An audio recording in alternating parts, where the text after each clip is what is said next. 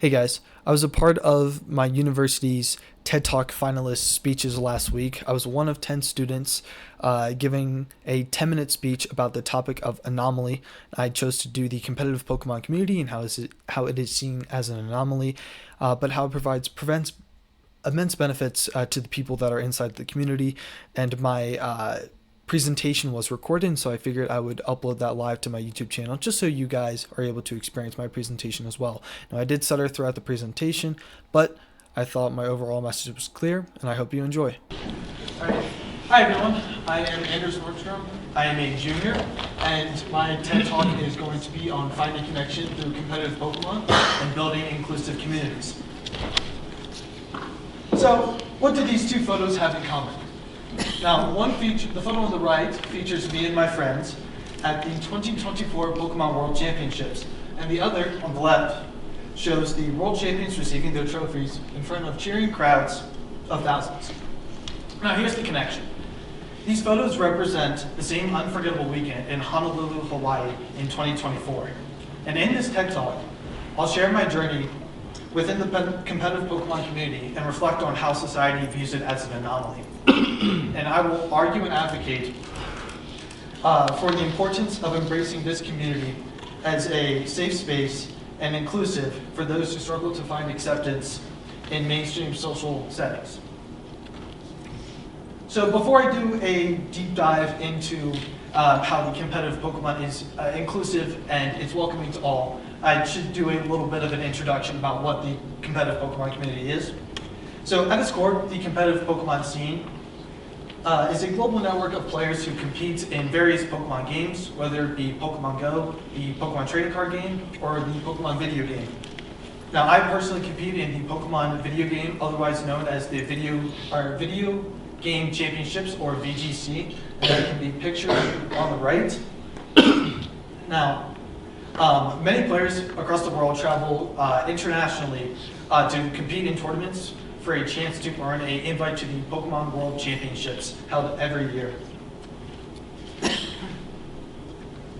Now, that isn't the main point of this talk. What I want to talk about is the inclusivity and sense of belonging that the community provides.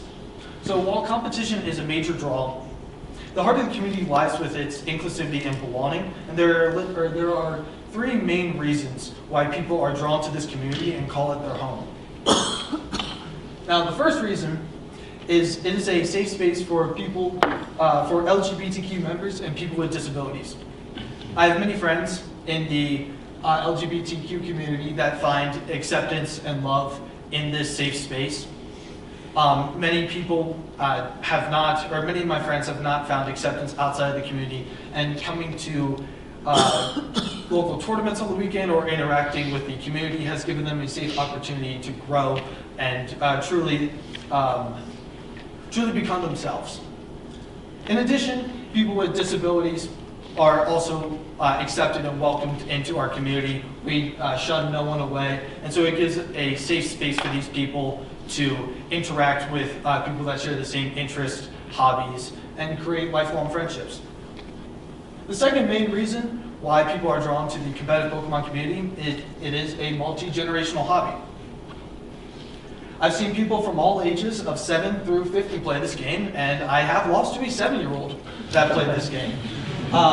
In this image, each division is being presented their World Champion trophy at the 2024 Pokemon World Championships.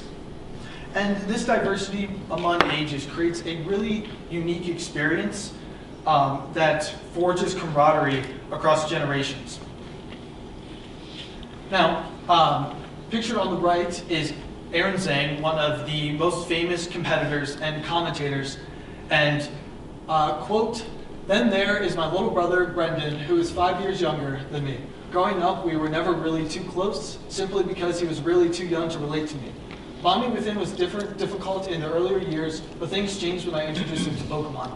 Now, this quote is really significant because it highlights the fact that even if two people struggle finding common ground and struggle getting along, even siblings, something like Pokemon has brought these two together. And this photo is very significant because it shows Aaron Zhang and his younger brother Brendan Zhang at the 2013 Pokemon World Championships in Vancouver, in which Brendan Zhang won in the youngest age division. So, global interconnectivity. Pokemon is a worldwide phenomenon enjoyed by many people across the globe. For instance, in an online annual World Cup style event, teams from 63 countries, including countries such as Peru, Mexico, the United States, France, Greece, Ecuador, and other such countries, compete in team-style matches. At major events like internationals and world-level competitions, I have faced players from every single corner of the globe. Now, for instance, this is the 2024, Taiwan recently had a tournament. It was the largest tournament ever held in Taiwan, and Johnny Cho ended up winning. Now, Johnny Cho is an incredibly amazing player, and I've known about him for a couple of years now. And I had the chance to meet him at the World Championships in Hawaii this past August. And what's really interesting about this community is it shows that even though Pokemon is just a game, it brings people together in a way that you would never expect. And I've interacted and I've learned from different cultures that I never would have been exposed to without this community. So Pokemon throughout college. College has been an interesting experience for me. I moved from Pennsylvania, and I had no family or friends out in the state of Colorado. So it was really up to me to make friends and connections in this state. And in freshman year, I saw when I was searching through clubs that there was a Pokemon VGC club. And so I figured I might as well join it. And I met so many great friends through this community. And pictured at the on the bottom is with the person with the long black hair is Gabe, and he was the club president for 2 years until I took over this year. Over the years, our club has traveled across and out of the country to major cities such as Vancouver, Louisville, and Sacramento to compete in large-scale regional tournaments. The club meetings become a chill hangout space for us to interact with each other, relax, and just generally hang out. It's incredibly good for building connections and making lifelong friends. Our club now has over 40 members, becoming the most active part of the whole state scene. And the club's weekly meetings, on-campus events, and travel events outside the state that we do every single year have given rise to many great memories that I've experienced, as well as many other members of the community. So I have 2 more photos to highlight the community. So the photo on the right is a lot of the Colorado scene together in New Orleans, Louisiana for the North American International Championships, and that is our state logo on the left. Unique stories from this season. This is the 2024 Pokemon World Champion, the 2024 Pokemon Trading Card Game World Champion, Fernando Cifuentes of Chile. And upon winning after winning the World Championships, he was formally invited to the Chilean president, Gabriel Boric's house or state, as well as Fernando, as well as other Chilean players were invited, and they were, Boric greeted them with gifts of meals, gifts. He gave Fernando his own custom Pokemon card, and Gabriel Boric and Fernando bonded over the shared similarity of Pokemon. So to kind of close out this presentation, at first glance, the competitive Pokemon community might seem like an anomaly.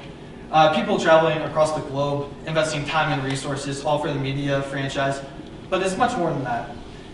The community is a safe haven for many. It brings together people of all ages and cultures, fostering a shared passion that creates bonds stronger than one might expect from a game. We live in an era where hobbies are as diverse as the people that pursue them, yet esports and niche hobbies like competitive gaming still face scrutiny. The Pokemon community, for example, has often been viewed as an anomaly. Over the Once the term anomaly carried a negative connotation, used to label uncommon hobbies who the general public often did not seem fit. My hope is that this talk will further shift perceptions, encouraging society to embrace and celebrate these safe, inclusive spaces rather than judge them. For me, Pokemon has been more than just a hobby. It's been a journey of growth, friendship, and belonging. These lessons extend far beyond the games we play, and for that, I will always be grateful. Thank you for listening to my TED Talk.